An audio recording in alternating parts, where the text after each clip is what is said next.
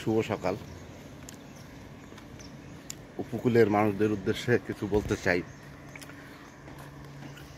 সকাল হয়েছে, ঘুম থেকে উঠেছেন, চার দোকানে কি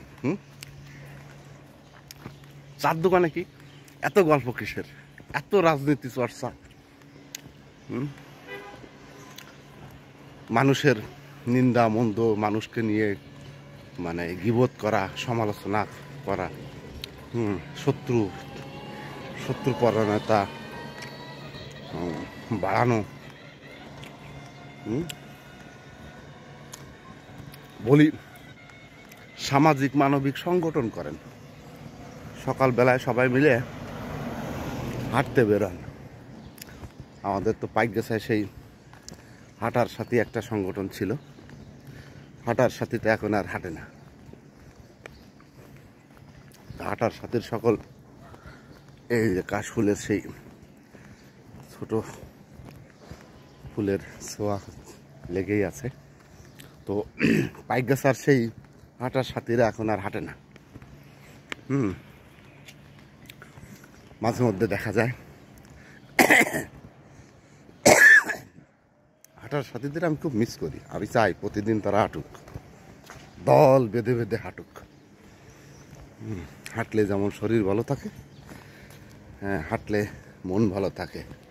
আর দল বেঁধে হাঁটলে আনন্দ আসে, আনন্দ অনুভব করা যায়। এই সুযোগটা আছে। এটা এই সম্পর্ক, সৌন্দর্যের সম্পর্ক, এটা ধরে রাখেন, সামাজিক সৌন্দর্যের সম্পর্ক ধরে রাখেন। এটা হচ্ছে, এবং আমি দেখি যে নির্বাচন আসলে আমাদের বিভিন্ন সামাজিক সংগঠনগুলো বেশি সক্রিয় হয়ে ওঠে।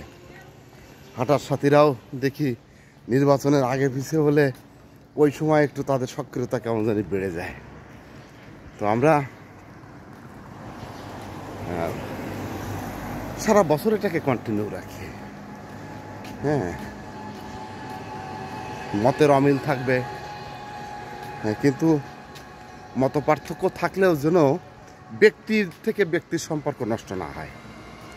আমি মনে প্রাণে প্রত্যাশা করি যে মেসেজটি আমি দিতে চাই, যে দেশের এই পরিস্থিতিতে একটি সরকারের বিদায় এবং আরেকটি নতুন সরকার গঠন এবং পরবর্তীতে নির্বাচিত সরকারের যে প্রক্রিয়া, এইখানে আমরা এলাকার মানুষ হিসেবে যেন আমরা পরস্পরের মতামতকে শ্রদ্ধা করতে না পারি, গ্রহণ করতে না পারি, কিন্তু ব্যক্তি সম্পর্কটা বজায় রেখে মন্তব্য করবেন, কথা বলবেন সবাই। এই ক্ষমতা আমাদের অনেক কিছু কেড়ে নেয়।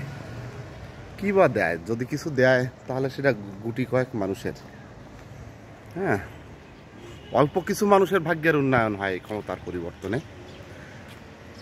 আর যদি উন্নয়ন, সার্বিক অর্থে দেশের উন্নয়ন হয়, তা সেটার সুফল তো সবাই পায়।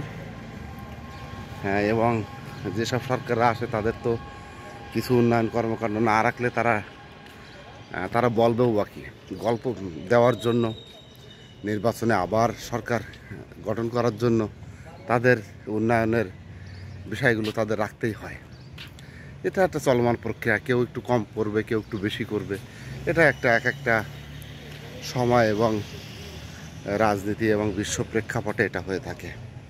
তো আমি মনে প্রাণে আহ্বান করতে চাই যে আপনারা উপকূলের মানুষ, মন্তব্য করার ক্ষেত্রে একটু আন্তরিকতার সাথে করেন, যুদ্ধ করেন না, চার দোকানে মারামারি ফাটাফাটি করেন না।